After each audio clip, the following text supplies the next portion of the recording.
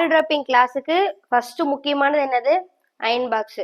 So இந்த மாதிரி steamer iron box தான் யூஸ் பண்ணணுமா, இல்ல வந்து நார்மல் அயன் பாக்ஸ் கூட யூஸ் பண்ணலாமா, என்ன மாதிரி அயன் பாக்ஸ் யூஸ் பண்ணணும் அப்படின்னு சொல்லி நிறைய கன்ஃபியூஷன் இருக்கும். ஓகேவா? ஸோ இதுக்கு வந்து இப்படி இந்த அயன் பாக்ஸ் தான் யூஸ் பண்ணணும்னு எதுவுமே ரூல்ஸ் எல்லாம் கிடையாது. ஸோ எந்த அயன் பாக்ஸ் வேணாலும் நம்ம யூஸ் பண்ணிக்கலாம். ஸ்டீமர், நான் ஸ்டீமரு, இல்லைன்னா ரொம்ப வெயிட்டா இருக்கிறது, வெயிட்லெஸ், எது வேணா யூஸ் பண்ணிக்கலாம்.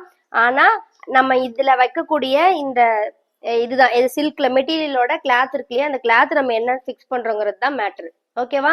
ஸோ இதுல வந்துட்டு நம்ம ஒரு காட்டன் சாரி எடுத்திருப்போம், இல்ல வந்து சில்க் சாரி எடுத்திருப்போம், இல்ல பட்டு சாரி எடுத்திருப்போம். எல்லா சாரிக்கும் ஆப்ட் ஆகுற மாதிரி ஒண்ணு வைக்கணும் அப்படின்னா நம்ம வந்து சில்க் வச்சுக்கலாம். ஸோ சில்க் வந்து என்ன பண்ணும் அப்படின்னா ஒரு குறிப்பிட்ட அமௌண்ட் ஆஃப் ஹீட்டை மட்டும்தான் வந்துட்டு அது கொடுக்கும்.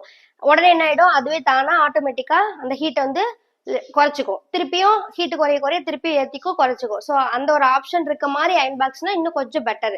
ஸோ அயன் பண்றதுக்கு கொஞ்சம் ஈஸியா இருக்கும். நம்மளும் பயம் இல்லாம மெட்டீரியல் மேல வச்சு அயன் பண்ணி எடுத்துக்கலாம். ஓகேவா? ஸோ அயன் பாக்ஸ் பத்தின டீட்டெயில்ஸ். அடுத்தது வந்துட்டு